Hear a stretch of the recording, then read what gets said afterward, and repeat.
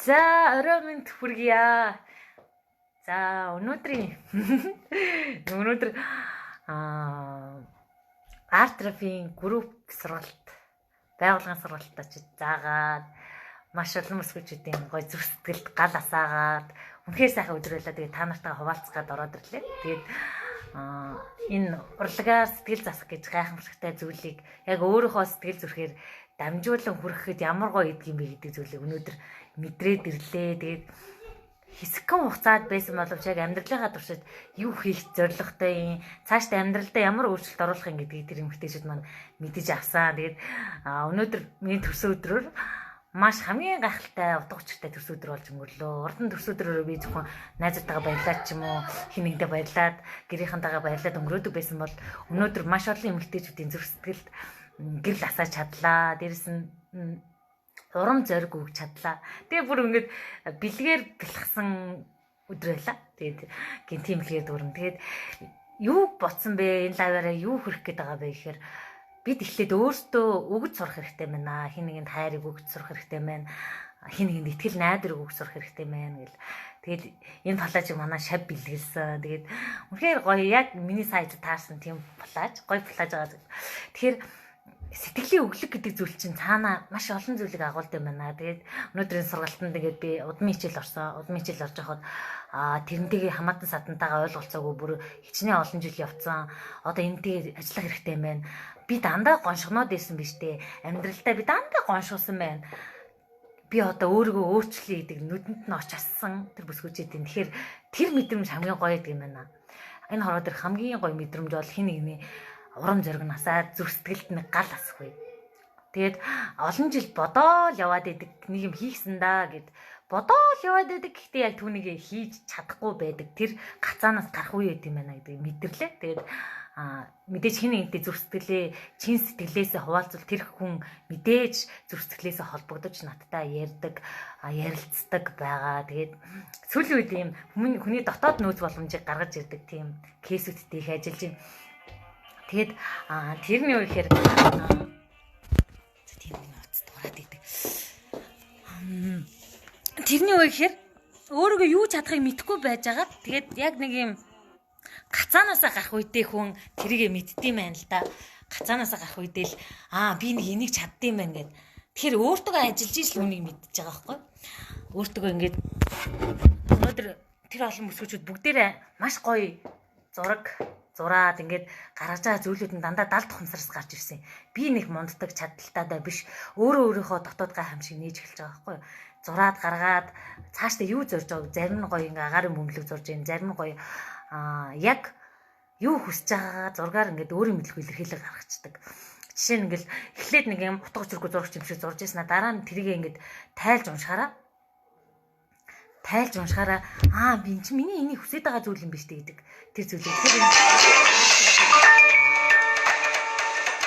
ямар гоё юм бэ гэдгийг яг эндээс мэдэрсэн. Тэгээд өнөөдөр яг энийг мэдэрсэн гайхалтай өдөр байсан.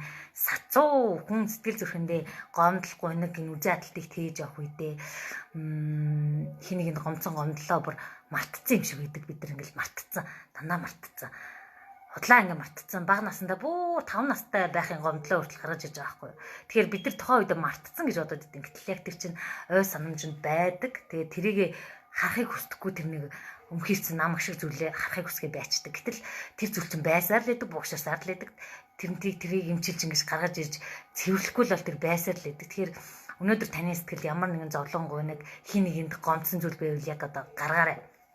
Өнөөдөр тэр хүмүүс ямар гоё хөнгөрөөд, уйлаа, доторхоо гаргаад, тэрвэрлдээд, ярилцаад хамгийн сүүлд ямар гоё байдалтайгаар бид нар өнгөрч байгаа тэр мэдрэмжийг би яг хуваалцахыг хүсээд ингээ ороод ирсэн байхгүй. Тэгээд баярлалаа. Өнөөдөр ч ингээ миний төрсөн өдөр миний өдөр байгаа шиг лээ. Өнөөдөр маш олон бэлгийг авлаа. Тэгээд гинтийн зүйлүүд их боллоо. Тэгээд өнөөдөр яг юм өөртөө ийм дурсамжийг үлдээж болохоор юм байна. Хүн мэдээж хин нэгний амьдралыг өөрчилж байгаа үед бэлэг авч чадхаар байгаа байхгүй юу? Бэлэг гэдэг нь сэтгэлийн бэлэг. Сэтгэл гэдэг зүйлийг бид хин нэгэнд өгч чадна. Бид нар жоохон харамлаад идэв. Бусдын зовлон сонсох тийм бусдын асуудал бол бусдын асуудал гэж жоохон амин хувь хичээж амьдардаг. Гэтэл өөрийнхөө асуудлыг шийдээд, өөрийнхөө энэ сэтгэл зүрхийг цэвэрлээд, дотроо маш том ирч урам зоригтой хүч чадалтай болсон үедээ бид нар бусдад туслах чадвартай болдог. Өөрийнхөө асуудлыг шийдээд өөрийнхөө сэтгэл дотор гэмтлийг арилгаад бүх асуудлаа шийдсэний дараагаар бусдад за одоо миний сав дүүрсэн одоо эндээсээ би ингэж өгөө гэхэд тэр чадлыг бид зүрх сэтгэл дотор өөртөө агуулдаг байгаа байхгүй. Тэгэхээр энэ хүч чадлыг өөрөөсөө аваасай, өөрөөсөө бий болгоосой, дотоод нөөц боломж гэдэг зүйлийг гаргаад ирээсэй гэж маш их хүсэж байна. Тэгэхээр урам зориг гэдэг зүйл хин хинээс авахаас урдаж өөрийнхөө дотор асаах хэрэгтэй байна. Тэгээд энийг яг өөрөөс асууд үзээрэй. Миний дотоод нөөц боломж юу юм? Миний яг тэр намайг ингээд гүндэн ингээд дараад идэг тэр сэтгэлийн шарх яг хаана байгаа гэдэг асуултыг өөрөөс асууд үзээрэй. Магадгүй энэ тэнд нууцсан байгаа. Одоо ингээд хевс элэхэд хевсэн доогор ингээд хогоо шүдэ хийцэн байдаг шүү дээ. Яг тэрнтэй адилхан бид нар сэтгэлийн шарах гэдэг зүйлийг бас тэгээд хийцэн байгаа шүү. Тэгэхээр би өмнөх лайв дээр хэлжсэн дээ. Хүн гаднаас анхаарах бол амархан. Гаднаас анхаарах хөөрхөн болчоод амархан шүү дээ. Харин дотроос анхаарна гэдэг зүйл бүхэл бүртээ ертөнцийг дайдах хэмжээний зүйл болдог. Яагаад гэвэл өөрийнхөө ачаагүй зантаа тулалдна. Өөрийнхөө хамгийн муухай гэмтэлтэй тэр өмхий эсгүүдтэй тулалдна. Дээрс нь энэ амьдралын хамгийн хатуу гэж бодсон зүйлүүдтэйгээ яг бодит үнэнтэйг нүүр тулах үйл явц. Жинхэнэ хаана болдог вэ гэхээр энэ дотор болдог. Өөрийн сөрөг итгэл үнэмшлийг дарахад болдог. Би яг ийм хүн штэ. Би угаасаа ийм ядуу сэтгэлгээтэй. Би угаасаа ийм гэдгийг хүлээн зөвшөөрөхөөс эхэлдэг. За миний аав ээжийн сул тал надад ирсэн юм биш үү? Энийг хүлээн зөвшөөрөхөөс эхэлдэг. Тэгэхгүй эндээс зүхтаад л байвал гоншгоноод л байвал нэг өдөр унаад дуусна. Өнөөдөр худлаа болж байгаа юм шиг тайвшруулаад байсан өдөр нэг гинт ундаг. Тэгэхээр ингээд эндээс гарахаар юу болцоогүй гэхээр яг эрчүүлөө. Зүгээр энэ нэг муухай бодлын хүлээс, сөрөг бодлын хүлээс гэдэг нэг юм сэтгэлийн гэмтэл гэдэг нэг юм ингээ аваа хайчаар их хөнгөрдөг байна. Тэгэхээр нэг үнэн бол баярлаа. Нэг үнэн бол хүн дотроо сэтгэлийн шарахтай эсвэл юм сөрөг бодлоодтай бол хин нэг нь тусалж чадахгүй, хин нэг нь зөвлөгөө өгөөч хэрэггүй. Яагаад гэвэл та өөрийнхөө асуудлыг шийдээгүү, би өөрийнхөө асуудлыг шийдээгүү, би өөрөө сэтгэл дотор халтар, би өөрөө идэ бэрээр дүрм ээжэж энэ тэндээс ном уншаад энэ тэндээс мэдлэг цуглуулчаад яриа суугах бол шал өөр хэрэг байгаа байхгүй юу? Шал өөр хэрэг. Нэг номноос уншаал тэгдгийн бэлээ гэл те. Ингээд сэтгэлийн шарах гэдгийг чи ингээд арилгачдсан бэлээ гэд хөнгөн аргаар эзэж битвзэрээ. Тэгээд 30 хоногийн челленж зарласан байгаа. Тэр 30 хоногийн челленжд маань ороод ирээрээ тэндээс тархинд ямар холбоос үзгээд яаж процессуд болохыг дээрэс нь арт терапийн баярлаа. Арт терапийн гайхамшигт бас аялуулмаар байна. Бид нар ингээд хин нэгэнд яриад гарахаас илүүтэй зургаар өөрийнхөө мэдрэмжийг илэрхийлнэ гэдэг бол маш гоё үйл явц байдаг. Та өөрөө мэдэхгүй зүйлийг тэндээс гаргаж ирч чаддаг.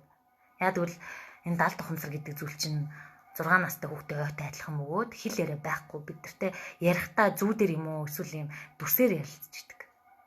Тэгэхээр бид тэр зурсан зургнаас өөрийгөө тайлж уншдаг байхгүй да. Бидний даалт ухамсар гэдэг зүйл 6 нас хүртэл ой санамж нөө кассетэнд яг ингээ хуурцганд хийж байгаа юм шиг бүгдийн мэдээллүүдийг хадгалсан байдаг шүү дээ. Тэгэхээр тэр мэдээллүүд чи хэр зөв байгаа, хэр буруу байгаа гэдгээс л шалтгаалаад байна л да. Зөв гэдэг нь одоо таны амьдралыг өөч ахиж дэвшилтэй байлгахаар програмчлсан юм уу, хайраар дүүрэн өөртөө ихтэй байхаар програмчлж чадсан бол та амжилттай, аз жаргалтай хин нэгэн болоод явж байгаа. Харин эсрэгээрээ дайсан болцсон найз биш энэ даалт ухамсар гэдэг зүйл миний дайсан болоод чи юуч чадахгүй, чи юу хинч биш, чамшиг царай мот юм, чамшиг сони юм, чамшиг чадваргүй юм, чамшиг юм гэдэг байдлаар өсөөд ийм даалт ухамсар суучихсан бол үргэлж өөрийнхөө эсрэг ажиллаж идэг. Тэгэхээр дайсан болгосон уу, найз болгосон уу гэдэг асуултыг асууд үзээрэй. Таны дотор таны эсрэг авсан чатан авсан хариу бичсэн. Баярлалаа, челленжэд дэлсэн. Баярлалаа. Тэгээд 30 хоног хэдүүлээ яг үзүүлээд өгнө. Тэгэхээр таны энэ даалт ухамсар гэдэг зүйл чинь таны эсрэг найз ч юм уу, дайсан ч юм уу гэдгээс таны яг яаж амьдрах чинь шалтгаалаад байгаа шүү. Тэгэхээр энэний талаар судлаад үзээрэй. Тэгээд тэр челленжэд ороод ирээрэй. Энэ мэдээллүүдийг ажиллая. Тэгээд сэтгэл заслын үйлчилгээ зэрмээ надаас асуусан байсан би хариу чад илгээсэн байгаа шүү. Сэтгэл заслын үйлчилгээ маань 17 хоногийн турш явагддаг. Тэгээд нэлээд тулж ажилладаг. Сэтгэл засна гэдэг зүйл бол тийм амархан зүйл ерөөсөө биш юм билээ. Ягаад гэвэл бид одоо хэдэн жил нассан тий? тэр хугацаанд тэрийг тэгээд явцсан байгаа шүү дээ. Тэгэхээр тэр хүндэрсэн хэлбэрт ороод явчихж байгаа гэсэн үг. Тэгэхээр тэнтэй ажиллана гэдэг чинь ямар хүнд хэмжээний асуудал болох билээ. Тэгэхээр цаг хугацаа бас ордог шүү. Доор хайж 17 хоног. Тэгээд түүнээс цааш хугацаанд ажиллана. Гинт үргэс алдсан юм шиг асуудал шийдэгдэг бол хүн болгол өөрийгөө өөрчлөл, хүн болгол ялалтай агуулад явж байгаа сте тий. Тэгэхээр энэ хороо дээр өөрийгөө өөрчлөсөн яг хэдэн хүн байдаггүй. Яг өөрийгөө ялсан яг хэдэн хүн байдаггүй гэдгийг бас бодоод үзвэл энэ бүхний хариулт гарах баха. Тэгэхээр өөрийгөө өөрчлөх шийдвэрийг өнөөдөр тэнд нэг эмэгтэй би маш талархаж байсан. Тэр эмэгтэй амнаасаа маш их ялагдсан үг гаргачихсан. Гоншгонсон. Би одоо ингээ гэртээ суугаад би одоо ингээ хэцүү би одоо ингээ ямар ч орлого олох боломжгүй би одоо ингээ дандаа сөрөг бодолтой итгэцэн би одоо миний амьдрал бараг зөнгөрсөн ч юм уу тийм сөрөг бодол амнаасаа гаргаж исэн. Тэгэд би тэр яриг зогсоосныхоо дараагаар ингэжсэн. Наад нэг бодолтой итгэхэ болчихоо наад нэг юугаа болчих.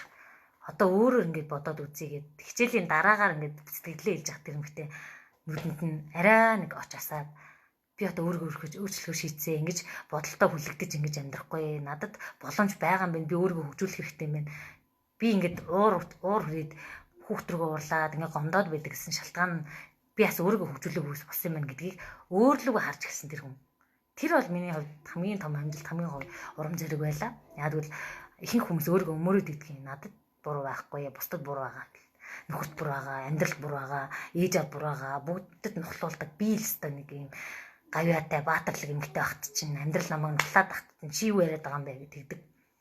Тэгвэл азтай цөөхөн эмэгтэйчүүд өөр өөртөө буруугаа хүлээж аваад надад нэр юм уу програм байгаа штеп. Надад аав ээж сул талж ирсэн, давуу талж ирсэн байхгүй юу. Тэгэхээр бидний хийж чадах зүйл чинь сул талыг тавьж уулах. Сул тал гэдэг зүйлийг тавьж уулах. Одоо жишээ нь аав ээж архины хамааралтай, эсвэл аав ээж мөрөөдөд тоглоомын хамааралтай, эсвэл аав ээж заваан ч юм уу тийм програмтай байл гэж бодъё л доо. Тэгвэл энэ бүгдийг бид нар тавьж уулж хандлага өөрчилж тавьж уулна. Хандлага гэдэг зүйлийг өөрчилнө. Харах өнцөг гэдэг зүйлийг өөрчилнө. За тэгвэл нөгөө талдаа сайн зүйлүүд байгаа.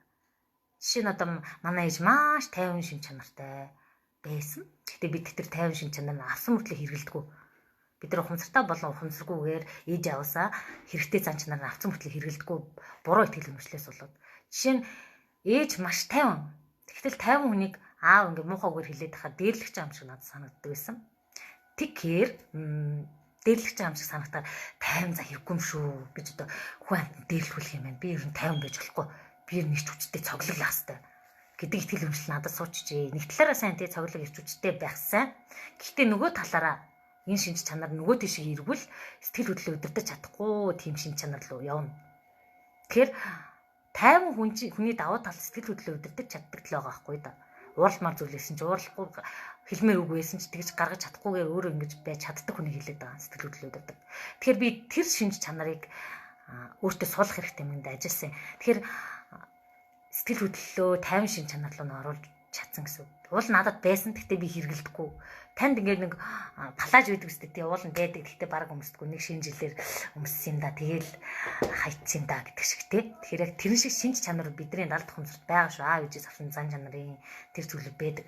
Тэгээ тэрийгээ бас нээж гаргаж ирэхтэй. Тэр чин давуу тал өнгөл даймонд одоо дотоод нүүц бололцоо гэдэг зүйл дотор ч бас багтана. Тэгэхээр өнөөдөр та бодоод үзээрэй. Ээж аваасаа авсан надад ямар сайн шинж чанар байна, ямар муу шинж чанар байна. Мууг нь яаж хүлээж авах вэ? Муугаас хүртэл сайн зүйлийг сурч болдог. Сайнаас хүртэл бүр илүү сайныг сурах боломжтой. Тэгэхээр энэ бүгдийг бодоод үзээрэй. Тэгээд тэг яг өнөөдөр энэ лайваар урам зориг их өгөхийг хүслээ. Зүгээр ингээд өөртөөгөө нэг өдрийн турш ажиллаад заавал хүн амьдралд алгадуулаад хүчин зовлон тусаад эсвэл гэр бүл салалт өмчлөлт үүсээд мөнгөөр шидэж чадахгүй болсон үедээ өөрийгөө өөрчлөх шийдвэр гаргаж яах юм бэ? Тийм зовлонт түүх дээр оцсны дараагаар хан мөргөж унсныхаа дараагаар би ер нь өөрийгөө л өөрчлөхгүй болохгүй нэ гэдэг шийдвэр гаргаж яах юм бэ? Наан өнөөдөр яг тэр эмэгтэй шиг ингэж өөрийгөө синхруулээд өөрийгөө хөгжүүлээд яваад нэр надад асуудал хийсэн юм ингээд асуудал хүндэрчээгүй дээр л ирээд өөртөө ингэ ажиллаач. Надад нэг гэр бүл хандсан. Гэхдээ эхлээд гайгүй байхдаа хандж байсан. Тэгээ би ял болох ганцаарчсан сургалт авчаач байна. Сэтгэлзээ засчаач байна. Гэр бүлээж асуудал хүндэрлээ штэ гэж хэлж исэн. Тэгээ даанч энэ асуудлаа шийдэж амжаагүй байтал бүр дордсон төвшөнд очсон. Харилцаа бүр ахамгүй болсон. Тэгээ эргэж засаж болохгүй харилцаа үүсчдэг. Эргэж засаж болохгүй. Тэр гомдлыг хизээч тавьж болохгүй ингээд тагарал үүсээ бүр ингээд хоёр хагарцсан шидлийг буцааж наад хэвэнд орохгүй хоёр сорон зингээ хагарцсан бах нийлүүлэлтгүй шиг гэр бүлийн харилцаа бас ийм болцсон байдаг. Тэгээ би юу гэж бодсон бэ гэхээр тэр хоёрт бол мөнгө байгаа, үр хөвгт байгаа, амьдрал байгаа, босгосон амьдрал. Гэхдээ эртхэн тэр асуудал үүсэх байхад эргэж яхад миний үгэнд очихгүй дээ. Тэгээд заримдаа өөрөөсөө мөнгө харамлдаг хүмүүс суралцахаас, сэтгэлийн шатлалгаа хамгаалахаас, гэр бүлээ аврахаас хамгаалж байгаа.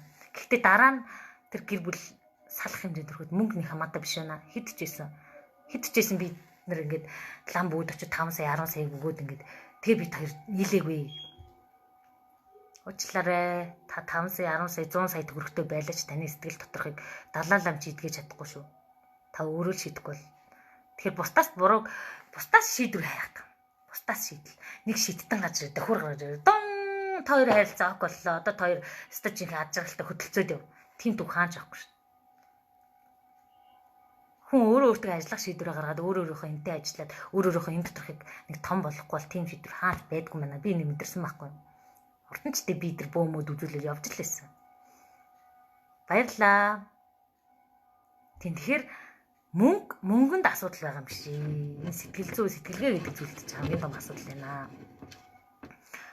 Өөрөөсөө сурхаас эзэж битгий нарийнлаарай. Таны сурсан зүйл чи таны амьдралд бол буцаад хөрөнгө оруулалт хэд дахин гэр бүлийн аз жаргал болоод ирдэг.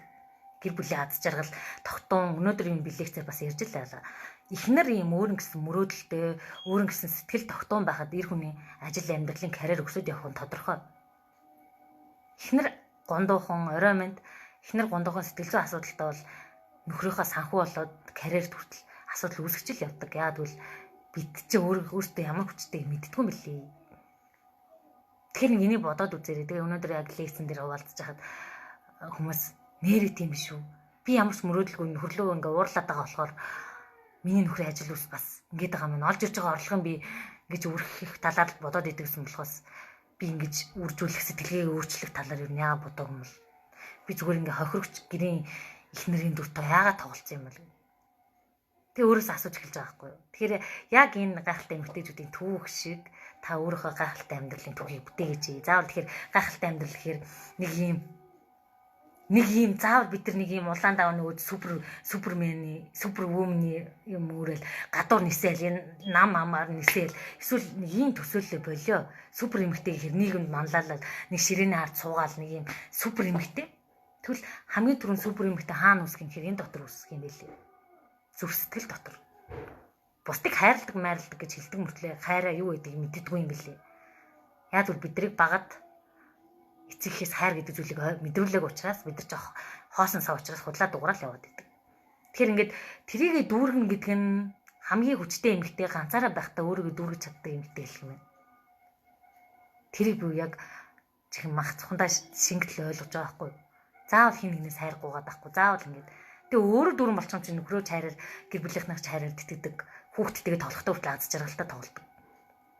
Хүүхдтэйгээ тоглох цагийг зарим би урд нь бол өөрийгөө өөрчлөөг байхдаа хүүхдтэйгээ тоглох цагийг хайрын цаг энэ хооронд би чинь бас юу ч хийж болох үлээ дэмлээ. Тэр цаг хугацаанд байдгүй хүүхдтэйг нэг машин тоглож байхдаа миний бодол чаал өөр зүгт явдаг байсан байхгүй. Одоо бол яг цаг мөч болгоныг хүүхдтэйг тоглох цаг ямар аз жаргалтай юм бэ? Би бусдад зариулах цагаас илүү хүүхдтэй цаг руу миний хүүхд яг бага байгаад би хүүхдтэйгээ тоглож байгаа ямар аз жаргал вэ гэдгийг мэдэрч эхэлж байгаа байхгүй. Хүүхдтэйгээ сэтгэлийн холбоо үүсгэж эхэлж байгаа мэдэж байгаа. Яг бол багтаа ээж автаа сэтгэлийн холбоо үүсгэхгүй хүн том болоод хүүхдтэйгээ сэтгэлийн холбоо үүсгэхэд маш хэцүү байдаг. Мэдгүй л яриад байгаа юм чинь. Тэгэхээр сэтгэлийн холбоо үүсгэх гэдэг нь энэ юм байна л да. Хүүхдтэйгээ жинхэнэ хайр өгöd байгаа юм худлаа нэг нэлурж үнсээд эрхлүүлсэн болоод хүүхдтэйгээ нүдрүүн чардаггүй олигтойж тоглохгүй байгаа юм уу? Энэ болгоноос шийдэгдэнэ. Тийм байгаа шүү. Тэгэхээр та хүүхдтэйгээ сэтгэлийн холбоо үүсгэж үү? Нөхөртөө ямар сэтгэлийн бэлэг барьж байгаа. Тэр болгоныгоо тооцоод үзээрэй. Тэгээ би болохоор урд нь зөндөө намайг хайрласангүй, намайг тоосонгүй, намайг ганцаараа нөрхөө 4 жил гадуур ажиллаар явчлаа. Би бүх баяраар ганцаар байлаа гэл дандаа гоншгондог байлаа. Гэхдээ би нөхрөөс нэг гой бэлэг тэр үед нэг авч байгаагүй. Өөрөө худлаа бус хүмүүсийн бэлэг ихнэрүүдийн гой бэлэг бэлгэлж юм бил гоншгондог л байсан. Тэгсэн чинь өнөөдөр би нэг зурган дээр амар гоё инээц байгаа хэвээр. Тэр зурган дээр нөхрөөс анх удаа гинтийн бэлэг авч үзсэн. Тэр энэ юунаас эхэлсэн гэхээр би зүгээр доторхоо өөрчлөсөн байхгүй. Доторхоо өөрчлөө нөхөртөө ингээд гомдол тавих болчихсон. Гомдлохоо болоод дандаа талархдаг болсон. Нэг юм авч өгсөн ч талархаал, нэг зарим авч өгсөн ч би талархдаг болсон. Маань хурд гайхаад байгаа байхгүй. Нэг зарим авч өгөхөд талархдаг. Нэг юм гэртээ хүүхдүүдтэй хүнс аваад өгсөн талархдаг. Нэг ингээд сургалтын төлбөрт нэмэлэхээр талархдаг болсон. Урд нь болохоор алавтаа штий. Чи алавтаа ахгүй чи намайг ингээд аваа сууцсан юм чи. Би чинь хүүхдээ гаргацсан юм чи. Чи надад ийм гоё мөхөстэй бусад хүмүүсийн хүмүүс их нэртэй ийм гоё бэлэг мэлэг цэцэн бицэг бариад байна гэж хайцуулдаг байсан. Энэ бол зүгээр үр нэгж байгаа хэлбэр юм аа л да. Тэгээд үр өгөөч гэд тэр таачтай бичтэй үрхэнд үр өгөх дургу тий. Тэгэхээр ингээд дуртай дургу гадуур нэг хамт хоолнд орж мордог байсан юм. Тэгэхээр одоо бол өөр болж эхэлж байна. Ингээд чин сэтгэл дотроос энэ хүнийг баярлуулчих юмсан, энэ хүний төлөө юм хийчих юмсан гэдэг зүрх сэтгэлийн тасаах нь хамгийн чухал юм байна гэдгийг ойлгож авч чинь. Тэгэхээр гоншгомж биш яг ингээд өөрийнхөө дотроос хин нэгэн таны төлөө хийх сэтлийг төрүүлмээр тийм хүн баймар юм байна. Би урд нь энэ төсөөдрөөрөө яг ийм их бэлэг авч байгаагүй яг үнэндээ. Тэгээ өнөөдөр би яг өөртөө талархсан, тэр хүмүүст маш их талархсан. Гинт ингээл палаж бэлгэлээ, ингээл зөндөө юм бэлгэлээ гэсэн чи өөрөө шоконд орсон. Тэг юу илээ гэсэн чи би анх тэр хүмүүст бас сэтгэлийн өглөг мэдчих чаддаг зүйлүүдээ, амьдралд нь ингээ өөрчлөлт өгөх зүйлүүдээ бүр ингээд дотоод даамдын насаах зүйлийг өгсөн учраас надад бас хариу өглөг ирж байгаа юм гэдгийг талархаж ойлгож авч байгаа байхгүй. Өнөөдөр маш олон эмэгтэйчүүд уйлсан. Тэр сургалтын дээр бүх ингээд гомдол нулимс бүх зүйлээ яг ингээд уйлаад бүгд гаргасан. Сэтгэл дотор үедээ тэр бухарцсан зүйлүүдээ уйлж ивэл танд сайн хэрэг сэтгэлийнхаа бүх муухай юм гаргаж байгаа. Өөрийгөө цэвэрлж байгаа байхгүй. Тэг уйлаад ингээд бүр ингээд дотгошоо ороо тэнд бүр нэг ингээд ойлгоод бүх хайр буцалжсэн. Ерөөсөө тэнд нэг нэгнээсээ санаа зовсон танихгүй гэсэн тийм байгаагүй. Харин ч бүр ингээд нэг нэгийг ойлгоод бүх гой дотн сэдвэрээ ярилцсан. Тэгээ дээрэс нь сэтгэл дотор муухай юм арилгахыг өөрөөсөө эхлэе гэдэг шийдлийг гаргасан. Тэгэхээр энэ лайг үзэж байгаа ямар нэг эмэгтэй байгаа бол яг тийм шийдвэрийг гаргаасаа гэж би чинь сэтгэлээс үсэж байна. Та нар маань ч бас гаргаарай. Гаргаарай. Дотроос шийдвэр гаргаарай. Үнэхээр таны сэтгэлд аз жаргал дундуур байгаа бол дансан чинь орлого дундуур байгаа бол сэтгэлгээнд чинь сурах юм их сургуулаар хитээ эзгарлаарай. Би урд нь ингэж боддог гэсэн. Би чинь ашуус гээд Монголын шилдэг сургуулийг төгссөн юм. Би оноо судлаач дэлхийн гайгүй мэргэжлийг эзэмсэж юм. Ухаантай хүн гэж өөрийгөө огшоож тайвшруулдаг байсан. Гэтэл яг үүндээ миний цалин чинь 500 эд мянга байсан. Тэгэхээр халдвартын нэг өдрийн цалин 30 мянга гарсан байдаг. Тэгэхээр өнөөдөр би нэг цагийн хөрс 200 мянга өнөөдөр яг өнөөдөр төсөөдрөөр тийм ханшаар орчоод ирлээ. Тэгэхээр энд юу гэхээр энтэйгээ ажиллахаар орлого өсдөг юм байна. Дээрэс нь энтэйгээ ажиллахаар бусдад маш олон зүйл өгч болд юм байна. Би зүгээр тэнд хин нэгэн таалагдаж чичээгүй байхгүй юу? Харьтан мартаг гэж очиж тврээгүй байхгүй юу? Тэр өвдөх цэгийг би олж өгсөн байхгүй юу? Яг тэр өвдөд байгаа цэгийг гаргаад тэр эмснэр нэг чагнуур арай чагнад шүү дээ тий. Яг тэр ажлыг хийж байгаа. Дээрэс нь нөгөө хатгийг ингэж ухад цэвэрлэдэг шүү дээ тий. Тэр ажлыг хийж байгаа байхгүй юу? Гэхдээ би тэнд мөнгөний төлөө очихоос илүү хүний зүрх сэтгэл доторх асуудлыг шийдчихсэн гаргаад ирчихсэн гэдэг сэтлэр явж байгаа. Тэгэхээр энэ бол яг нөгөө амьдралын дуудлага гэж ярьдаг тий. Амьдралын дуудлага, сэтэл зорилго гэж нэг хүчтэй зүйл байдаг. Тэгээ би одоо аливаа зүйлийг ихтэй миний яг сэтэл зорилгын зүйл муу юм уу? Миний яг зориод байгаа хандаа чиний зориод байгаа зүйл муу юм уу гэж асуудаг болж байна л доо. Надад мөнгөний ажлын санал бас ирж исэн. Тэр үед би мөнгөний төлөө явсан бол яг орлоготой эсвэл нэг болон баталгаатай амьдралтай болох гэсэн яах юм бэ хандаа чиний сэтэл зорилгот нийцгүй ингээд татгалцсан. Миний сэтэл зорилго нэг хүнийг сэтгэлийн шархлаас нь ангижруулад амьдралын асуудлыг шийдвүлээд тэднийд байгаа хүүхэд аз жаргалтай хэнийх миний яг бага насны дээр харт түгийг татахгүй байхад нь оршиж байгаа мэн гэдгийг ойлгосон. Тэгэхээр таны амьдралын сэтэл зорилго юу юм? Таны амьдралын сэтэл зорилго чинь нэг сайн ээж байх гад, сайн эхнэр байх гад, эсвэл нэг хөөрхөн хүн байх гад ирсэн юм уу? Эсвэл нэг гүн шиг, эсвэл нэг хооц секс юу гэдэг тийм байх гэж ирсэн юм уу? Таны амьдралын зорилго юу вэ? Энэ амьдралаа юу хийгээ буцуул харамсахгүй юм бэ? Би энэ асуултыг өөрөөсөө 2 жил хайгаад 20 оролдлого хийсэн байхгүй 20. TikTok, жүжиг, зөндөө юм хийж үтсэн бас юм. Хүмүүс намайг бүр юу хийгээд байгаа юм бэ гэтэл юм дэс төсөл мөсөл бичээл элдв янзар үтсэн өөргөө олохгүй. Чаддаг юм олохгүй. Тэгээ илтгэлийн уралдаа ингээл оролцвол өөргөө сориол яваад байсан байхгүй. Тэгсэн чи хайсан зүйлээ ирж олд юм байна. Тэгэхээр та нар хамт хаяа. Тэр дотор чинь гараад ирд юм. Тэг өнөөдөр миний шавнар амар гоё зүгээр ингээд хурдан хугацаанд олцоод авахгүй өөрөө доторх би тэрийг олохдоо амар зовж болсон байхгүй юу. Заримдаа хүн амтнд солиод ородууд бол заримдаа ингээд яад өөрөө чадах зүйлийг олохын тулд юм туршиж үзэж болдоггүй юм болоо гэж боддог байсан байхгүй. Би яг өөрөө мэдчих чадах мэдрэмжийг мэдэхгүй юм чинь. Бид нар мэддэггүй үстэй юунд хамгийн мундаг юм гэхээр нэг 10 жилд сагсны медаль өгдөг, оюутан багт нэг медаль өгдөг. За би одоо сагсны тамирчин байхаар хэцүү юм аа гэлдэг. Сагсны тамирчин. Би угаасаа одоо сагсны тамирчин байх цаг нь чөлөөтсөн үстэй. За тэгвэл одоо юу юм бэ өөрөө ухаад байл та. Тэгэхээр ингээд хамгийн сүүлд ухсан зүйл маань сэтгэл зүй гэдэг зүйл. Яа тэгвэл миний тэр туусан зам болгон утга учиртай байсан байгаа байхгүй. Би надад ирсэн тэр бэрхшээл болгон утга учиртай байсан. Сэтгэлийн гэмтэл болгон, зовлон болгон, өвдөлт болгон утга учиртай байсан. Тийм учраас би сэтгэлийн хүчтэй болсон байна. Одоо тэр хүчээ яг зөв талаас нь харж чаддаг болсон учраас би яг зөв урсгалаараа явж эхэлж байна. Бусдын асуудлыг шийдэж өгөх хэмжээнд очиж байна. Би өөрийнхөө асуудлыг шийдэг бол юм бусдын асуудлыг шийдэх гэртээ үйл явчихсан дээр шин. Тийм үстэй. Тэгэхээр бидэнд боломж байна. Дэлхийгээр дүүрэн асуудал байна. Дэлхийгээр дүүрэн асуудал шүү. Батхтай хүмүүдийн асуудал их байна, ходоодны асуудал их байна, зөндөл асуудал их байна шүү дээ. Гэхдээ таны яг амьдралын дуудлагатай чинь тохиолдсон асуудал юу вэ? Энийг нэг шийдэж өгчихсэн дөө. Энэ аягүй хэцүү зовоод байна гэдэг зүйлийг шийдчихил та. Миний хамгийн их өвдөлт байсан гэхээр олон эмэгтэйчүүд орлого их үүсэргүй, гэрээсээ хөгддөг, нөхөртөө хөгддөг. Дээрэс нь олон эцэг эхчүүд аав ээж нь хүүхдээ анхаарахгүйс болоод ямар их өвдөлтөг авдагыг мэдэхгүй л юм л та тий. Маш их өвдөлтөг авдаг. Тэр охтууд аав ээж нархны амралтай үед охтууд яаж тэмцэж босч амьдрал яаж алгадуулж түшиг толох хөнгөө яаж явдаг, өөрийгөө олдог талаар тийм өвдөлт байсан. Тэгээд миний одоо яг зөриөд байгаа тэр зорилго бол тийм охтуудад би өөртөө итгэл тэр дотоод даавн дээр гарах чи сэтгэлийн гэмтлээ засаад өгчий. Тэгэх юм бол ирээдүйд сайхан хайн ижилтэйгээ уучлна. Дүүрэн савтай хүнтэй дүүрэн савтай л уучрна. Тэр их мөрөөдөд ажиллаад байна да. Тэгэхээр баярлаа. Тэгэхдээ энэ бусдын асуудлыг шийдэх гэснээс би өөрийнхөө асуудлыг шийдэхэд бол маш олон өвдөлтийг авсан. Энд чинь тийм амархан зүйл байгаагүй яг үнэндээ. Заримдаа бүр хаширмаар эс. Бүр ингээд дандаа сөрөгдөө болоо, дандаа сэтгэлийн шарах гэдэг зүйл чинь ядаж нэг юм хатагтай байсан бол тэрийгэ ухаад гаргаад цэвэрлээ сорив тогтод болчих юм тий. Тэгэхээр минийх болохоор нэжгээд бүр тэр чигтэй байсан байхгүй. Тэгэхээр тэрийг ингэж арилгаад тэрийг ингэж явуулах. Энийг яг шинжлэх ухааныхаа нэршлээр тайлбарлах юм бол юм.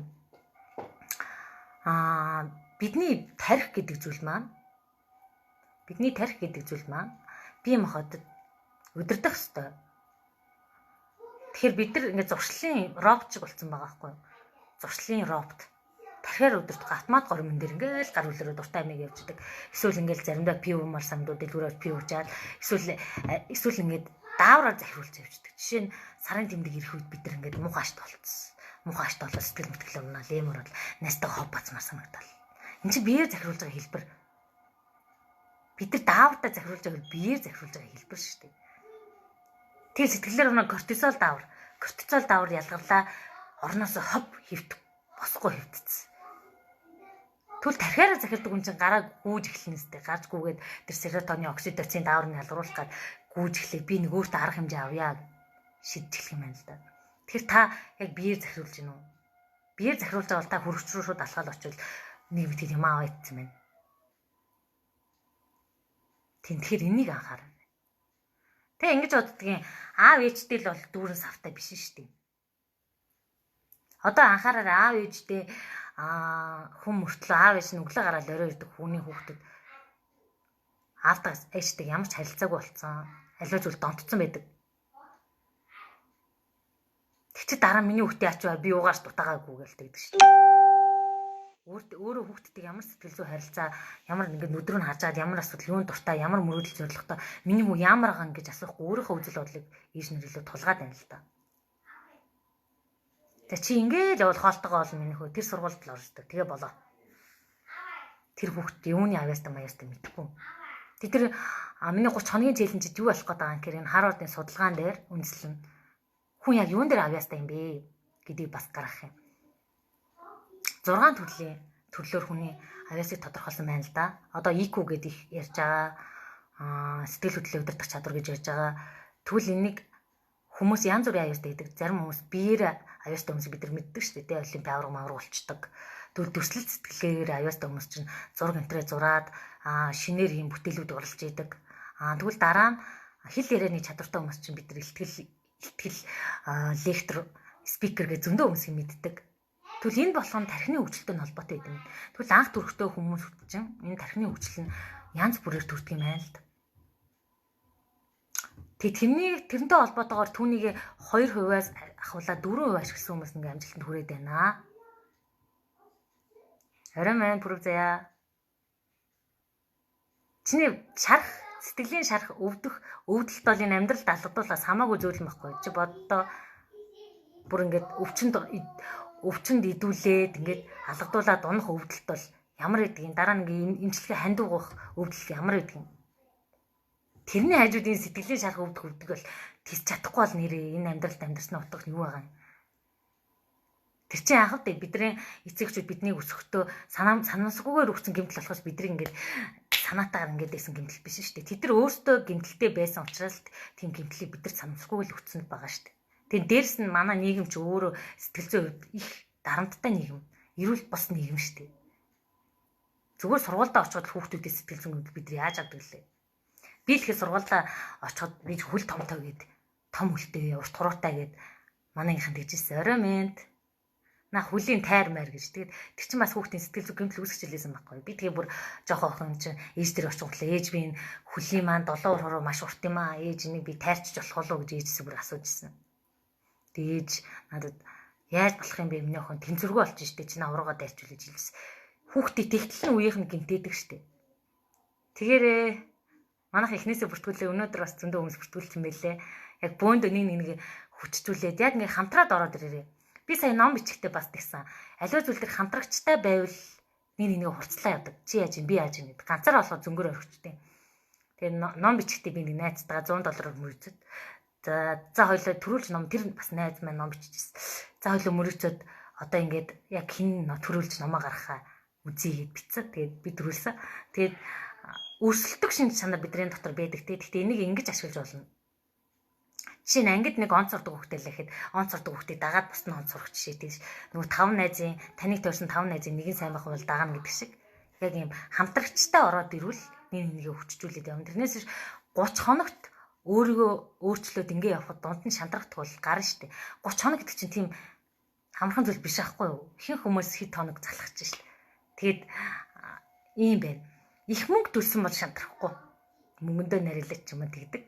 Харин ингээ бага мөнгө өгчөөр тэр би тийм үзэл бодлыг өвтэй гаргаас гэж бодож байна. Одоо та 18,000 төгрөгөөр тэр челленжинд орсон бол энийг бага мөнгө гэж бити бодоорой. Би сая 800,000 төгрөг төлсөн гэж өөртөө итгүүлээрэй. Та сая 800,000 төгрөг төлсөн бол тэрний хараас бүр явна сте өдөр болгон дасгалын хийгээл.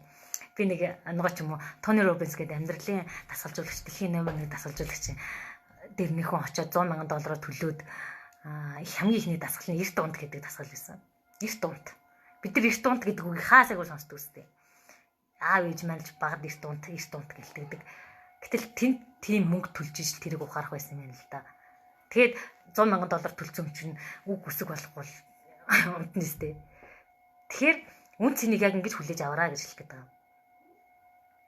Үн цэнийг би маш өндөр үн цэнээр энд орж ирсэн. Би яг энэ амьдралынхаа үн цэнийг эндээс гаргаж авнаа л гэж дээрээ заяа. Тэгхгүйгээр ингээд өөрийгөө битээ хураарай. Бид нар өөрийгөө хурдаг. Нэг йогийн дамжаад авна гэж гуц авдаг. Тэгснэ нэг юмд явна гэж бүртгүүлчихдээ. Тэр үе сэтгэл хөдлөлөөр хандаал нэг юм бүртгүүлчихдээ. Тэгснэ тэрийгэж хийсэн юм баггүй. Гэрээр нэг йогийн гуц тасгалын төхөөрөмж. Тийм болсон гэдэг байхгүй юм. Тэгэхээр тухайн үеийн эмоц сэтгэл хөдлөлөөр биш. Яг өөрийнхөө энэ дотроос үрж байгаа зүйлийг хараас авах хүн үүдхгүй. Заримдаа ингээд маш олон зүйлийг туршиж үзэж хаяад байгаа сте. Тэгэхээр чин тэр сэтэл зоригтой чинь нийцсэн зүйл биш байхгүй юу? Жишээ нь дуучин хүмүүс чи дуулаалахтай утга учиртай тайзан дээрх таа лаз жаргалтай байгаад идэв үстэй тий. Тэгэхээр тэр сэтэл зоригийнхоо зүйлийг бусдад ингэж гой мэдрэмж төрүүлэх тэр сэтэл зоригтой хүмүүс байгаа байхгүй юу? Яг энтэй адилхан тэр зүйлээ олчвол юун залхах нэгтэл улам л тэрний араас явна. Ядарсан жийс өглөө босоод хийн тэрийг. Бүр ингээд тэнд өгөхийнсэн тэрэнд л би ингээд асуудлаа шийдээд өгчихсэн гэж бодоод явах юм байна л да. Тэгэхгүй бол нэг ажилд очиж хурууг уншууллаа. За нэг ийм хитэн төгрөний цалин амнаа ингэндээ гэл. Яг том зорилго нэг тодорхой биш. За хүүхдээ нэг тийм сургуульд очин. За ингээд бусдаас дутхгүй л амьдарч штеп би. Тэгээ өөрийгөө тавьшруулаа л багт. За тэгээд энэ болгоныг бас хэлхийг хичээж байгаа зүйл маань та өөрийгөө дотроос асгараа. Өөрийгөө дотроос асгана гэдэг нь өөрийгөө яалах юм шүү. Энэ хорвогийн хамгийн ширүүндээ хаана болдог гэвэл таны дотор явагддаг. Тань энэ хорвогийн хамгийн хүчтэй манлайлал хин энийг манлайлын нийгэмд өөрийн дуу хоолой үргий ч юм уу ийм том зорилгонд тавхаас өмнө хэвлээ өөрийгөө манлайлъя. Өөрийгөө бүрийн ялъя. Энэ бие махбодороо биш, тархиараа энэ бие өдөртдөг болъё. Дэлгүүрт ороод нэг шоколад авахаас өмнө боддог болъё. Дэлгүүрт ороод нэг дуртай амруугаа гүөхээс өмнө нэг боддог болъё. Энэ яг надад хэрэгтэй мө хэрэгтэхгүй мө гэдгээ боддог болъё. Дээрэс нь ууралж жүжиг тоглож гоншхонж явахдаа энэ яг би зүг бодоод байна уу? Би эсвэл юм драма тоглоод байна уу? Жүжиглээд байна уу гэдгээ бодъё. Хин нэгнийг буруутгах жах үедээ яг энэ хүний муруу юм уу? Би эсвэл хин нэгнээр өргөдүүлэх гэдэг ийм зүйл яриад байна уу гэдгээ бодъё. Би бас маш олон тэгж гүдгэсэн байхгүй. Дандаа хохирцсон бол хин нэгнээр өргөдүүлээд өөрөө сайн болохгүй ярьдаг байсан. За тэгэхээр сэтгэл хөдлөлөө удирдна гэдэг чинь энэ ертөнцийг удирдсантай адилхан зүйл. Таны дотор байгаа энэ ертөнцийг удирдах одоо нэг эмнэг догшин морийг сургах, морь унсан толгойг өмнө сургах арга бол та өөрөө өртгөл ажиллах. Тэгэд энэ олон зүйлийг маш удаан ингэж ярьж байгаа зорилго нь шийдвэрээ гаргаа, өөрийгөө өөрчлөх шийдвэрээ гаргаа. Өөрийгөө өөрчлөх шийдвэр таныг утга учиртай амьдруулахаас гадна дутуу гэдэг зүйл дандаа бид нар дутуу мэдрэмжтэй амьдраад, дутуу аз жаргалтай, дутуу орлоготой, дутуу амжилттай амьдраад байгаа зүйл чинь тэр сэтгэл зүйн шарах, сэтгэл зүй гэмтэл гэдэг зүйлээс гадна энэ тархины зуршлын бүтээгдэхүүн өдөр яг нэг хийдэг зүйлээ хийгээд байгаа шүү дээ. Нэг хийжилтэй аваад нэг гэртээ хийдэг зүйлээ хийгээл ингэ хийгээд байгаас болж ямар ч адлын хөдөлгөөн амьдрал. Тэр адал явдал үүсэх гэхээр гадуур гараа гүгээд ковид үед маск тайлаад би алдаг эмэгтэйгээ гүгээд байхаасаа илүү энэ тархин дотор адал явдлаа үүсгэе. Үйлдэлээ хий. Итгэжүүлээ тэр техникүүдээр нь явъя. Тэр хааруудын судалгаатай нь явъя л да. Өдөр болгон тэр хийхдэг жижиг техникүүдийг хий. Өөрийгөө жоох асаая. Алей зүгээр би чадна гэдэгтээ итгэж эхлэе. Тэгээд би чадна гэдэгтээ итгэхгүй бол хинч танд итгэхгүй л дээ. Өнөөдөр нэг эмэгтэй хинч намайг хөндлөхгүй бүх найз маань орхио явцсан. Бүх хамаатан садан маань намайг тоохоо байцсан. Хинч намайг хөндлөхгүй ингэж байгаа. Хавсалтай нь тэр эмэгтэй өөрийгөө хөндлөхөө байцсан. Өөрийгөө хөндлөхгүй нэг хинч хөндлөхгүй, өөртөө итгэхгүй нэг хинч итгэхгүй. Би ч тийм замаар яваал ирсэн. Би өөрийгөө хөндлөхгүй байсан. Миний амнаас дандаа мохоо гардаг гэсэн. Би чадахгүй юм байна. Би ийм мухаа, би ийм арчаагүй. Би өстө өмнөх амьдралдаа алдсан. Би ийм миний аав ээж өлегтэй биш. Би дандаа миний амнаас дандаа тийм үг гардаг байсан. Дандаа нэг унж дээр үг. Тэг үйлээс учдаг. Мөн ч хөөлцүүлсэн да. Тэгээ тэрнгээр өөрийгөө өрөвддөг байхгүй. Өөрийгөө өрөвдөж тайвширч байгаа. Тэрнийхаа дараа надад яагаад ийм их зовлон тохиолдсон? Яагаад ингэ явдгийн баах өөрийгөө ингэж өөлүүлжсэн аа тайвширдаг. Тэр бол буруу тайвширлахгүй. Өөрийгөө өрөвдөж өөлөө тайвширж ивэл та зөв тайвширлөөс биш. Бодоод үзээрэй та уйлж явахдаа төгтөө гомдож явахдаа яг өөрийгөө өрөвдөж өөлөөд байна уу? Эсвэл би эндээс гарах ёстой. Би эндгээ тэмцэж өөлөөд байна уу гэдэг нь ашаал өөр. Хоёр өөр өвдөлч байна хоёр. Нэг нь бол хотлаа өөрийгөө доош нь унгах уйлалт таахгүй. Жүжиг. Нөгөөх нь бол бүр хор шарандаа би яагаад өөрийгөө дэлэхгүй байгаа юм бэ? Би ийм хин дэлэхгүй юм бол өөр юуг дэлэх юм бэ гэдэг уйлалт. Сэтгэл мэдрэмж нь гарч ирдэг юм. Бидний нулимс, бидний уур, бидний гомдол чинь урд нь болж исэн сэтгэл дотор байсан зүйлүүд ингэж гарч ирээд байгаа. Тэрийг мэдрэмжээ ажиглаж сурах. Бид нар яг уйлахтаа би юунаас болоод уйлаад байна гэдгээ ч мэдэхгүй. Тухайн үеийн нэг жижиг асуулт дээр уйлаад уурлаад ингэж бодоод байдаг байхгүй. Хүүхд аяг хайгалчлаа, эсвэл нөхөр намаа жоохон гомдоочлаа. Гэтэл энэ гомдлууд чинь бүр өвжээ урд нь таны сэтгэлийн гүнд байсан гомдол ингэ сэтэрч гарч ирээд байгаа байхгүй. Одоо жишээ нь ингээд нэг муур ялаа. Миний энэ дотор муурын савар ингэ байж илаа. Тэр савраа ингэ нуучж байгаамаа. Овоо ингэ би аашгүй айгүй дажгүй эмхтэй ингэ 50 80 байна. Гэсэн чи гинт нэг хумс гараад ирнэ. Нөгөө нэг анх суухтаа нэг айтаагүй хүн байснаа дараа нь өсөө овоолоод тэг гинт шулмын хаашин гараад ирнэ гэдэг нь тэр байхгүй тий. Тэр нөгөө сэтгэл хөдлөлөө өдөрдөж чадахгүй зүйл нь анх нөгөө дурлал мөрлж байхдаа өгсөдцэн даавны ялгараалж хүн би чамтай хайртайс та хоол чи гэдэг хөлөж байгаа гэдэг айгүй сайхан хүн байжснаа. Яг хажууд нь очин гутлаа бид ямар зан гаргадаг вэ? Нөгөө сэтгэл хөдлөл нуухай байчих штэ. Нөгөө баг маг наваад шидэж штт. Нөгөө гоё хүүхний баг аваа шидчихин. Тэгээд сэтгэл хөдлөлийнхөө зан илэрхийлээд бие махбодоо өдөртөглүүлээд бие махбодныхоо даавар өдөртөглүүлээд эхэлж байгаа байхгүй. Төрөлтийн дараа үнэхээр хэцүү юм мэднэ. Нэг төрсний дараа би ч тий сэтгэл готролд ороод ийм хэцүү нэг там замыг туулсан. Гэхдээ энэ биеийг өдөртөх ёстой хүн нь хин бэ? Энэ тарих үсттэй. Тарихаараа бид нар өдөртөх ёстой үстэй. Бодлоо ажиглаж сурах ёстой. Бодлоо ажиглая. Бодлоо ажиглаж ижил бид нар нэг тийм төвжгүй шиг тэмэл бодлохгүй амьдрах юм байна л да. Бид нар дандаа тэнцэн бодолтой шал өөр зүйл бодцоо сууждаг байхгүй. Магадгүй энэ лайв үзээд энэ палаш нэг гялалцж байгааг хараад юм бодоо суух жишээ миний яриаггүй зүйлийг бодхоос миний ярьж байгаа зүйлд анхаарахаас илүү заримдаа ингээд хичээл мичээл дээр лекц мэгц сонсохоор шал өөр зүйл бодцоо сууждаг шин. Тэгээд би англи хэл сураагүй тийм лээчтэй мэжтэй. Би их сургууль багш муу байлаа маяла. Гэтэл яг өмнөд тэр хичээл дээр өөрөө төвлөрөөл гэдэг байхгүй.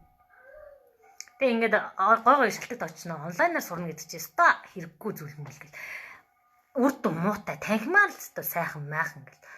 Тэгвэл онлайнаар өөрчлөлт өөрийгөө өөрчилж болоод нь штэ. Тэгтээ түрүү 21-р зуун чинь энэ онлайн гэдэг ертөнцийн чинь бидний хүчтүрэн ороод ирээд бүр энэ сошиал дээр ус гүрнүүд бараг нэгдээд нь штэ. Тэгж яхад чинь тэнд нэг өөртөө шалтгаалт. За онлайн муухай ишиг. Би танхимаар суун. Хизээ ковид ус хизээ ингэ сурах гэдэг. Онлайныг өөртөө нэг ингээд нэг утас ширтээд фэйсбુક ухаад төвлөрөөд нэг палашны нухлааг харж болоод байгаа юм бол хичээлний тэр хэсгийг өөртөө авч болно шүү дээ. Зүгээр жоох хичээх хэрэг төвлөрөл л доо. Тэгээд тэр бясалгал энтрийг хий дэлхийн бүх алдартай хүмүүс нь бясалгал хийгээд байгаа шүү дээ. Үнэхээр л амжилттай ад жаргалтай амьдрыг бясалгал хийхээс өөр аргагүй. Тэгээ бясалгал хийхээ заавал уулан дээр ч гэгээрээ суугаад ингээ суухтай биш. Би зүгээр маш их орооцолсон бодлоо л тэндээс гаргаж өөрөө арай л амар тайван болоод асуудлыг бодит утгаар нь сэтгэл хөдлөлийн нэг ман дунд орж ингээд өөрийгөө харах биш бодит байдлаар харах гэдэг. Сэтгэл хөдлөлтөө үедээ бид бүх зүйлийг арай фантастик хараад идэм билээ. Өөрийгөө бүр хохирогч болгож хараал ингээл. Тэг би яг энэ замаар явж исэн байхгүй бүр асар их сэтгэл хөдлөл өндөртэй. Сэтгэл хөдлөлөө өдөртөж чадахгүй. Нэг бол юм савчаатай. Тэр нөгөө төрөлтийн дараахтай бас холбоотой. Бид нар чинь төрөлтийн дараа дандаа даавар юмтай холбоотой байдаг тий. Тэгэхээр энэ үедээ болохоор бие махбодондоо өдөртүүлсэн хэлбэр маань байсан л та. Тэгэд эн чинь 2 жил гарын хичээст одоо л нэг учир нь олж эхэлж байгаа байхгүй юу. Тэгэхээр эртхэн эхэлье. Тийм хурдан процесс биш ч гэсэн эхлэе. Эхэлсэн үн чинь юмныхаа 50% гэхсэндээ яг адилхан байдаг үстэй аль зүйлээ. Шийдвэрээ гаргатлаа хүн удаад тийш дудлаа. Хувцас өмсөж гэрээсээ гартлаа хичнээн шийдвэр гаргаж нэг гарыг болиё гэж уддаг үлээ тий. Нэг баахан зүйл бодоод юм бодож бодсон. За гарахаа боллоо гэдэг шиг. Тэн шиг шийдвэрээ гаргая. За би өнөөдрөөс эхлээд өөрийгөө өөрчлөх шийдвэр гаргалаа. Үнэхээр энэ хариун гүзээ чинь таалагдахгүй байгаа юм бол би үнэхээр энэс салыг чадна штэ би. Энэ хариун гүзээг би үүсгэсэн. Миний хүүхд үүсгээгүй.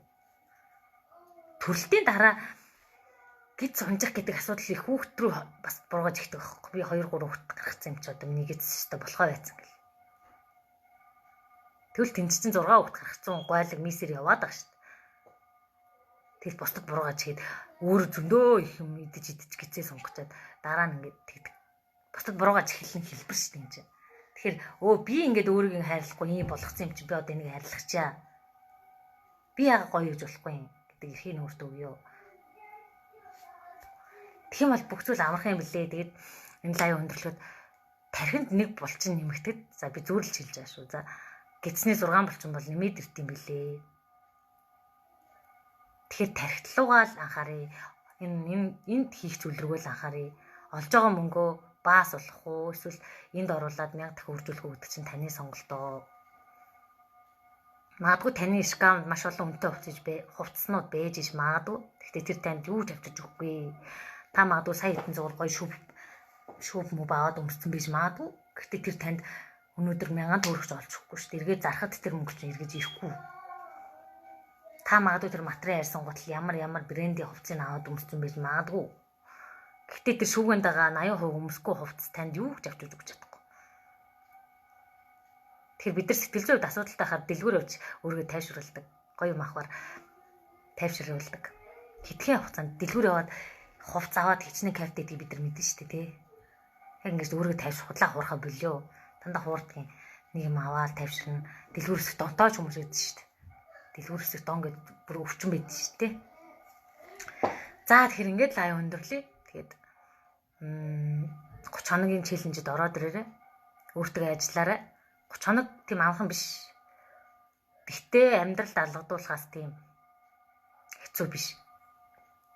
30 хоног өөртөө 30 минут зарцуулчих бол өөр юу гэхгүй. Тэгээд өөрөөрөө л амьдрах гэдэг юм аа хэвээр тий. Өөрийгөө өөрчлөе. Өөрийгөө шинэ хүн болгоё. Ухаанд саруул ухаанд хүн юм чинь тархиараа өөрийгөө удирдах эхлэе юу. За тэгээд өөртөө хөрөнгө оруулаарай. Тэгээд ингээд өнөөдрийн лайв ингээ өндөрлж байна. Өнөөдөр лайв хийж амжихгүй байхсан чинь амжчихлаа. Тэгээд анх урам зориг гэж очичээд буцаад лекц рүү орчлоо. Өнөөдөр маш их миний амьдралдаа хамгийн утга учиртай төсөөд рүү тэнгэрсэн өдөр байсан болохоор би яг сэтгэл хөөрөд ороод ирсэн. Яагаад гэвэл би бусдын амьдралд гоё гэрэл асааж эхэлжээ. Бусдын амьдрал нүднээс нүлмэс унгаж байна. Гэтэ тэр нүлмэс бол надад гомдсон нүлмэс биш байсан. Сэтгэлээ угаасан дотоод энэ зүйлийг гаргаж ирсэн тийм гайхалтай өдөр болсон байхгүй. Тэгээд тэр эмэгтэйчүүдэд бүр ингээд өөрийгөө өөрчлөх шийдвэрийг гаргуулах тэр мэдрэмж хамгийн гоёсэн. Тэгэхээр энийгээ бас та нартай хуваалцах гад ороод ирсэн юм. Тэгэхээр та өөрөөсөө эхлэх юм бол хажуу хавирганы бүх хүмүүстэй туслах чадaltaй болно. Бид нар ингээд хүн туслана гэхээр нэг хуучин хувцас өгөөд ч юм эсвэл мөнгө төгрөг өгөөд тусалж юм гэж боддог. Энэ бол тус биш шүү дээ. Хорлол байгаа тий. Тэр хүний авч чадахгүй гэдэгт нь итгэхгүй байгаа юм. Би ч дүүдээ зөндөр таксины мөнгө зүг өгдөг гэсэн. Автобусны мөнгө оюут юм чимж гэдэг дэс одоо болцсон. Тэгээд би дүүдээ өөрөө мөнгө олж чадна гэдэгт нь итгэдэг болцсон аахгүй. Тэгээ оюут юм өөрөө ажиллая гэд би ч оюут махта ажиллая гэж хувцас аваад номоо аваад ангах номыг аваад болдог л байсан. Шөнийн 3 цаг хүртэл амж зөөгч гээл номоо олоод болдог гэсэн чи дүүдээ бас итгэдэг болж байгаа байхгүй. Тэгэхээр хэдүүлээ хүнд тусалсан шиг тусалдаг хүн болъё. Бусдын амьдралын асуудлыг шийдэж өгдөг хүн болъё. Би нэг мундаг чадaltaй тийм ухаантай тийм болчоогүй шүү дээ. Зөндөө олон бэрхшээлийг туулаад маш олон өвдөлтөй ард гарсны эцэст одоо нэг өөрийгөө ялан дийлж чаддаг болж байгаа хандаа гэд талархлаа өнөөдөр. Яад бол тэнд маш олон эмэгтэйчүүд зөндөө асуудалтай. Гэхдээ тэрнтэйг нүүр тулахаар зориг гаргаж ирсэн. Тэгээ би маш олон хүмүүсээс сэтгэлийн бэлэг авсан. Тэр нь бол үнэхээр талархан байсан. Тэгээд яг хайр дүүрэн хүнээс хүн хажууд нь бүр ингээд салахыг хүсэхгүй ингээд цуг яриа сумаад ингээд бүр ингээд ярих зүйлээ сонсоод улам ингээд өөрийгөө хөгжүүлмээр санагдаа л идэм билээ. Харин ингээд өөрөөс дандаа гомдол цацруулаад үйлж малаад эсвэл ингээд асуудалтай хэсгээ яриад дандаа гоншгоноол дандаа юм хохирогч дүрийн юм яриад байгаа хүнээс угаас хүн зүгтчихдэг. Зүгтдэг гинэ өөрийнхөө асуудлыг яаж чи энэ асуудал юу сонсдээ. Тэгтээ дөрвөл хүн болгоо энэ амьдрал асуудалтай ах чинь ч юм уу тий. Тэгэхээр хэдүүлээ аль төрлөө хүн байх юм бэ? Дандаа гоншгон цогөрдөг хүн байх юм уу эсвэл би энийг шийдчихсэн шүү дээ. Ингэ шийдэж болд юм билээ нэ. За. Чи арай буруу бодоод байна. Өөрийгөө хөгжүүлээ, энэлгүй юм хий гэдэг тийм төрлөг юм болох юм уу, тий? Тэгээ сошиалч чинь тэр бомтон болсон хүмүүс зөндөө байна. Монголд амжилт гаргасан хүмүүс зөндөө байна. Ашиглах юм, ашиглуулах юм гэдэг нь бидний сонголт байна. Үс юм хүртэл болд юм байна. Тэгвэл би гэртээ өөрийгөө хөгжүүлээд энэ утас ноутбукээр өөрийгөө хөгжүүлээд ингэж болж байгаа юм чинь та нар маань ч бас чаднаа. Заавал тэр ажлын офис гой хувцас гэхээс өмнө энд эхлээд анхаарч. Тэгэх юм бол энд эхлээд анхаарч. Халтар зүрх сэтгэлээ угаач. Өнөөдөр нэрээ халтар зүрх сэтгэлээ угаасан хүмүүс тэгээ хөнгөрөөд гараад амьдралынхаа чиг шугнаг болоод өөрийнхөө дуртай зүйлийг олоод гарсан. Тэр нь л хамгийн гоёсэн. Тэгээ дуртай зүйлийг олно гэхээр цаашаа юу хийх вэ гэдэг чиг баримжаагаа олоод авчиж байгаа. Тэгэхгүй бид нар чинь нүдэн амц уншвал за мэдгүй мөнгө олдвол тэгэл энэ шийдшил амьдрнаа гэж яваад байдаг шүү дээ. За тэгээд энэ бүгдийг энэ лайваараа хүрэхийг хүслээ. Тэгээд сайхан амарцгаарай. Челленжид ороод ирээрэй. Яг 30 хоногийн өглөө 7 цагт өөртөө асаая. Өдөр болгоно техникийг яаж үг ярианы техникийг дээшлүүлэх юм. Дараа нь яаж дүрслэл сэтгэлгээ дээшлүүлэх юм.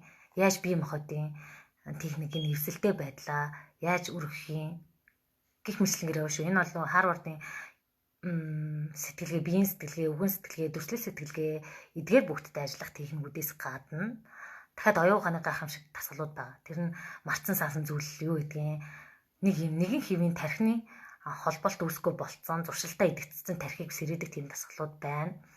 Дээрэс нь арт трафик буюу урлагаар сэтгэл засах, үйлдэлээр сэтгэл засч тархинд мэдээлэл үүсгэх, энэ далд ухамсар руу орох Дээрэс нь энэ таны зүрх сэтгэлийн хүсэл зорилго хаашаа хүртлээд байгаа.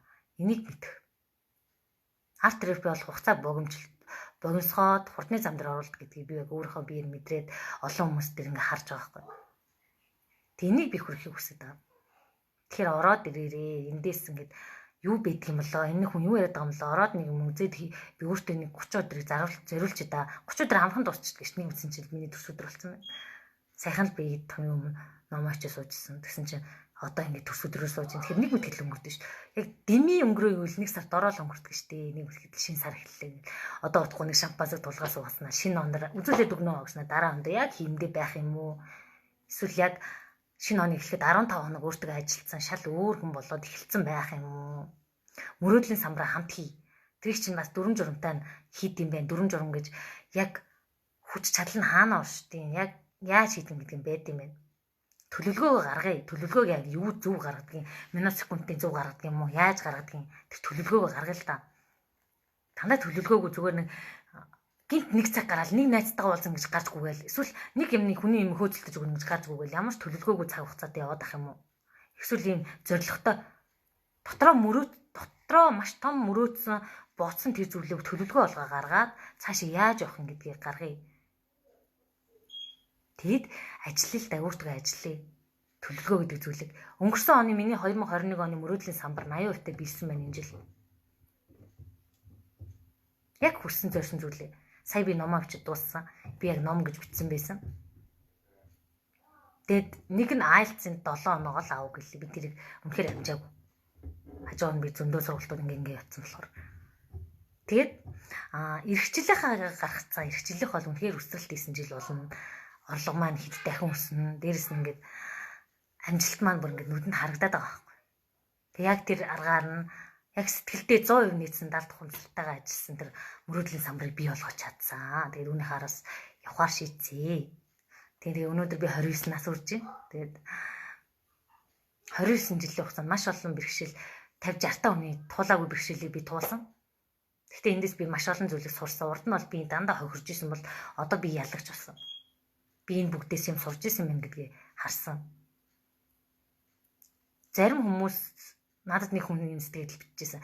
Зарим хүмүүс хандаа тал аяхтай усыг тал байна гэж гомдолдог бол зарим нь дүүрэн байна. Ядаж тал нь байна гэж тайвширдаг бол чи бүр хоосон савыг дүүрэн болгоод харчжээ хандаа баяр үргээ гэж хэлжсэн. Миний зүрх сэтгэлд хайр байхгүйсэн байхгүй юу?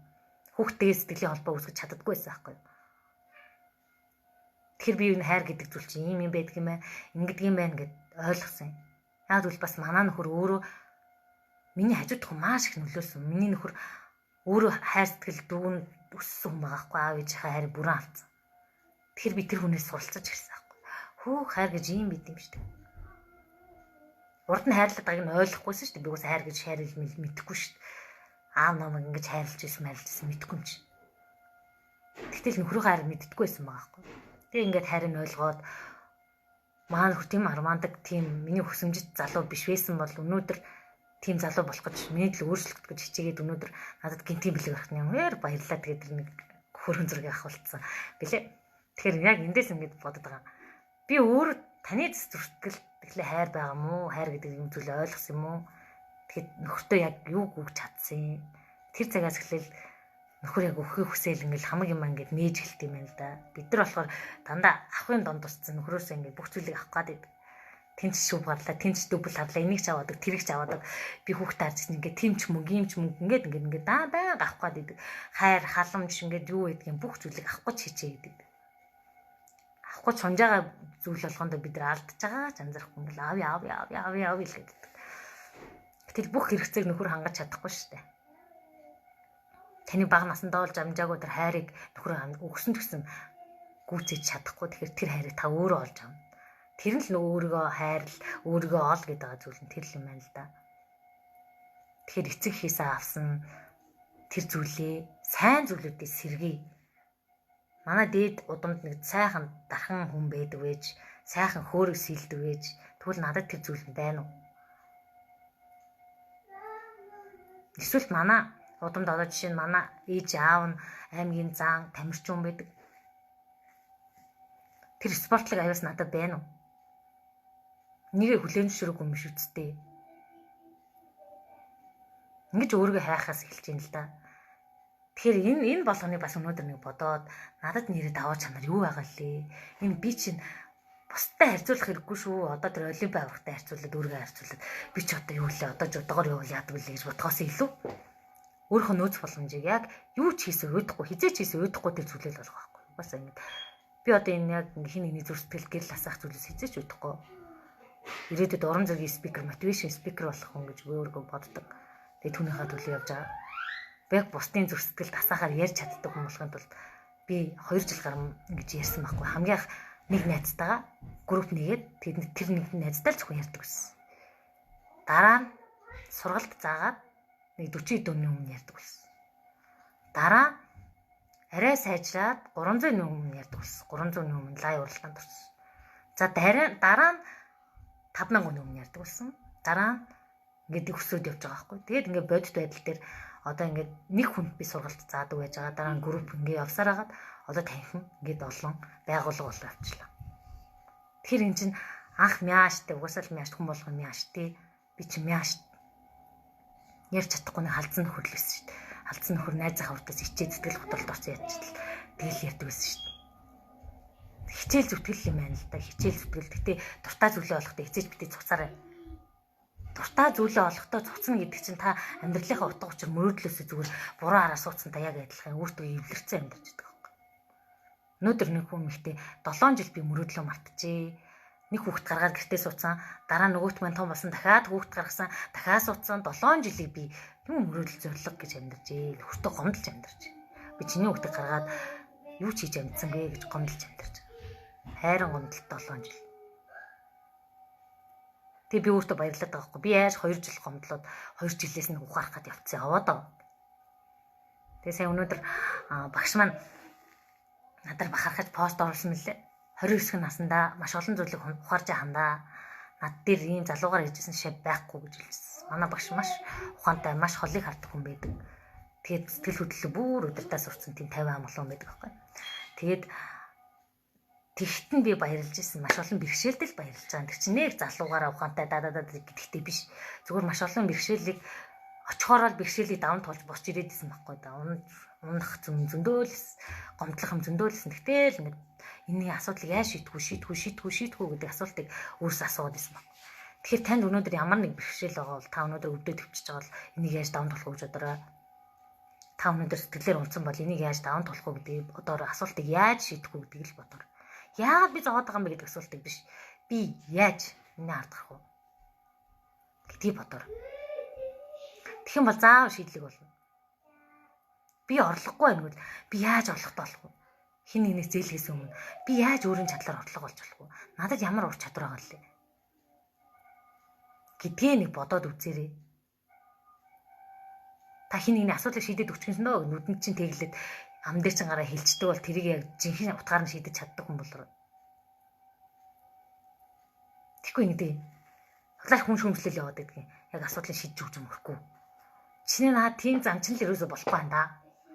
Чиний наад нэг хачи яриач л болохгүй байна да. Чиний наад нэг хэм маягч л болохгүй байна да. Чи нэг цэвэрч биш заван байна да. Ингээ яваад хүний шөмслөл яваад байт. Тэр цэвэрч биш заван биш байгаа тэр асуудлыг яг яаж шийдэж чадах гээд байгаа юм те гэдэг гаргалгаа байхгүй. Асуудлыг хараад байвал таны дүүр асуудал гоо. Шийдлийг нь олоо харчих юм бол харин шийдлийг нь олж чадсан зүйлүүд чинь бизнес болоо явчихж байгаа шүү дээ. Бизнес гэдэг зүйл.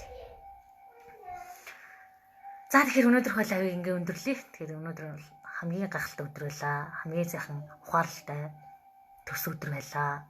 Би урдан дандаа хүмүүсээс юм авч төрс өдрөө тэмдэглэдэг байж. Өнөөдөр би хүмүүст маш олон зүйлийг өглөө, урам зориг өглөө. Тэр бусдад урам зориг өгнө гэдэг бол хамгийн утга учиртай зүйл юм байна. Бусдад гоё үгийг хэлнэ гэдэг бол хамгийн гоё зүйл юм байна. Бусдаас бас өөрөө гоё үгээр тэтгэгдэнэ гэдэг бол бүр зүрх сэтгэл ингээ дүүрээ 50 ам олон болох тийм зүйл юм байна. Тэг хин нэгний баярын нүлмэс ингээ харах. Тэг хин нэгний өөрийгөө өөрчлөхийг шийдэх тэр мэдрэмж бол хамгийн гахалтай. Тэг тэр эмэгтэй гэр бүлийнхаа хүнд очиод тийм гоё царайгаар очиод нөхрөөсөө уучлалтгүйгээд нөхөртэй хайрлагдгийг хүсэж замдаа орж байгаа нь хамгийн гоё. Тэгэхээр энэ мэдрэмжийг маш олон эмэгтэй аваасай. хүсэж байна. Би тэгээд энэ лайваас ч гэсэн бас хүмүүс урам зориг агаасаа гэсэндээ маш олон зүйлийг маш олон талаас нь ингэж яриад байгаа шүү. Энгийнээр даун туулсан зүйлээ л яриад идэв би дандаа. За тэгээд тийм байгаа шүү. Ингээд сайхан амарцгаагаарай. Оройг сайхан өнгөрүүлээрэй. Тэгээд хэрэгтэй зүйл толгороо хийгээрэй.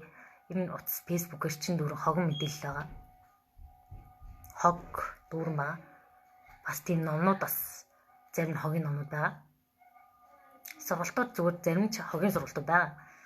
Тэгэхээр мэдлэгээр хагацсан 90-100-д хамгийн хэрэгтэй л ишигэрээ тарих хогийн сав биш шүү. Бас таны сэтгэл бас хогийн сав биш. Хин нэгний гомдол, хин нэгний тайвшруулах тэр яриаг сонсохын оронд өөрийгөө хөгжүүлээрэй. Сайн хүн болох гэж хин нэгний гоншихыг сонсох хэрэг байхгүй. Тэр хүн гоншихонч дуусаад газартаа унаад өвдөлтөө мэдрээд яг над чиг алгадуулаад босч ирэхдээ өөрөө ухаарж ирэх хугацааг нь олгоор. Тэрнээс иш нэг аврагчийн дүр тоглолоод гэр бүл хэрэлтлээ хэр нөхрийн муу олгол нөхрөл нь уцтай залгаал голоор нь ороод шийдвэр хин нэгний өмнөөс гаргаж өгөхгүй л алийн найз минь үсээ тайр үнжээ шиг болоод хойлоостай үзүүлээд үгүй амьдрал асан штэ гэж хурцлахаасаа илүү найзтай туслаарай. Яг миний найз надад тусалж ирсэн шиг амьдрал ямар ч утга учиргүй болцсон багт миний ганц хайртай найз маань надад хувь хүний хөгжил гэдэг дэвтэр өгч ирсэн. Тэрэн дээр 2027 он хүртэл төлөвлөгөөгөө бичигдэх дэвтэр өгч ирсэн. Тэрэн дээр би хар угаанаар бичсэн. Юу бичгээс мэдгүй. Орлого хэд болсон бахын гэхээр 40 сая гэж бичлээ. Дараа нь ингээл таны одоогийн байдал гэж бичлээ. 58 кг сэтгэл гутралтай биеийн арьс суларсан, ямар ч хүсэл мөрөөдөлгүй уйлахаа хандаа гэж биччихсэн. Тэгээ ирээдүйд хэн болцсон байх гэхээр би ийм хүчрхэг ментор, ийм бусдад тусалдаг эмэгтэй болцсон байна гэж биччихсэн. 2020 онд биччихсэн. Тэгсэн чи өөрчлөгдөж болдгийм шүү дээ. Яг хүссэн зүйл хараас явд юм байна. Өнөөдөр тэр байгууллага дээр ч тэр эмэгтэйчүүд асааж захта. Миний хав гоё өдөр ээ. Тэгээд би тэр зургаа яг номдоо оруулна хамгийн сүүлд нь оруулна. Яад бол тэр бол үнэхээр утга учиртай өдөр байсан өнөөдөр. Тэгээд энэ аа шүү. Тэгэхээр би тэгж их нэг мундаг нэг гадуур ингэж байлдан дагуулж явахаас илүү миний хийсэн зүйл зүгээр л дотор энэ тэгэл ажилласан байхгүй. Тэгэхээр энтэйг ажилласан хүн л танд тусалж чаднаа. Тэрнээс биш Харвардын профессор зүрх сэтгэлтэй ажиллаагүй хоос оюун ухаанаар авсан хүн тусалгаас илүү заримдаа хит мэдлэгтэй цэцэрсэн хүн гай болдог. Дэлхийгээр дөрвөн сэтгэл зүйчд байгаа. Эго нь өндөр хүмүүс ус байдаг. Би ухаантай тэр сургуулийг төгсөн тэгсэн. Одоо ийм шүү, тийм шүү. Сэтгэл зүй үед чи ийм шүү дээ гэж заадаг мундаг магистр хүмүүс байгаа. Гэтэ яг тэр хүмүүс сэтгэл зүйчлэн ороод асуудлыг шийддэг нь хэд байдаг вэ гэдэг дээр бас бодож үзээрэй. Тэгэхээр хүн татагдах зүйлдээ л татагддаг. Тэг энийг нэг сайн бодоод үзээрэй. Тэгээд сайхан марцгаарай. Маш их нуршчуу яв. Тэг энэ хөл аяа ингээд өндөрлөе. Бүгдэнд нь дотоод урам зориг асаагаад гадаадад тэр урам зориг түгээгээрэй гэд уриалаад энэ хөл аяа өндөрлөе. Бүгдэнд амжилт хүсье баяр таа.